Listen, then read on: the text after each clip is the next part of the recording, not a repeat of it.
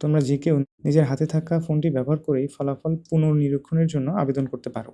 সেজন্য শুরুতে আমরা ডিসক্রিপশন বক্সে থাকা লিঙ্কটি গুগল ক্রোমে গিয়ে কপি করে এই নির্ধারিত ওয়েবসাইটে চলে যাব। ওয়েবসাইটে চলে যাওয়ার পরে প্রথমেই আমাদের সামনে চলে আসবে বোর্ডের জায়গায় আমরা নিজেদের বোর্ড সিলেক্ট করব। তারপরে আসবে রোল নাম্বারের নির্ধারিত স্থানে আমরা নিজেদের রোল লিখে দিব। এবার চলে আসবে রেজিস্ট্রেশন নাম্বারের জায়গাও আমরা নিজেদের রেজিস্ট্রেশন নাম্বার লিখে দিব। এরপরে জমা দিন যে বাটনটি রয়েছে সেটিতে ক্লিক দিব। জমা দিন বাটনটিতে ক্লিক দেওয়ার পর আমাদের সামনে চলে আসবে আপনার মোবাইল নম্বর দিন এমন একটি পেজ, এবং নিচে যদি সব ঠিক থাকে তাহলে শিক্ষার্থীর তথ্য দেখাবে।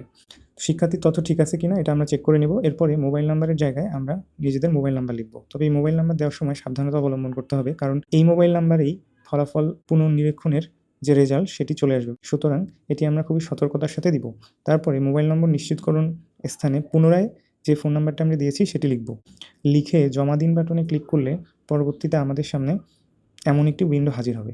এখানে এই শিক্ষার্থী যে সকল বিষয়ে পরীক্ষা দিয়েছে তার সব থাকবে। আমরা যে বিষয়ে ফলাফল পুনর্নিরীক্ষণের আবেদন করতে চাচ্ছি নির্বাচন করুন বাটন থেকে সেই সকল বিষয় নির্বাচন করতে পারবো। তবে উল্লেখ্য যে কেউ যদি বাংলা প্রথম বা দ্বিতীয় যে কোনো একটিতে খারাপ করে তাহলে সে আলাদাভাবে কোনো পত্রে বোর্ড চ্যালেঞ্জ করতে পারবে না। তাকে একই সাথে বাংলা প্রথম এবং দ্বিতীয় দুইটি পত্রই সিলেক্ট করতে হবে। প্রতিটি পত্র সিলেক্ট করার জন্য ৩০০ টাকা করে ফি প্রদান করতে হবে। শুরুতেই আমরা আমাদের যে অংশে খারাপ হয়েছে সেই সাবজেক্টটি সিলেক্ট করব। আমি এখানে ১০৭ এটি সিলেক্ট করেছি। ১০৭ হচ্ছে ইংলিশের কোড। ইংলিশে বি পেয়েছি তাই আমি ১০৭ সিলেক্ট করেছি। আমি চাইলে একাধিক সাবজেক্টও সিলেক্ট করতে পারি। যেমন আমি এখানে সোশ্যাল ওয়ার্ক সিলেক্ট করেছি।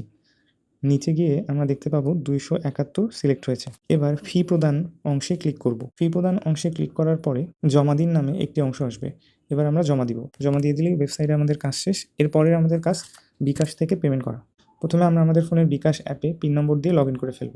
লগ ইন করার পরে এডুকেশন ফি নামে যে অপশনটি রয়েছে সেই অপশনটিতে প্রবেশ করব।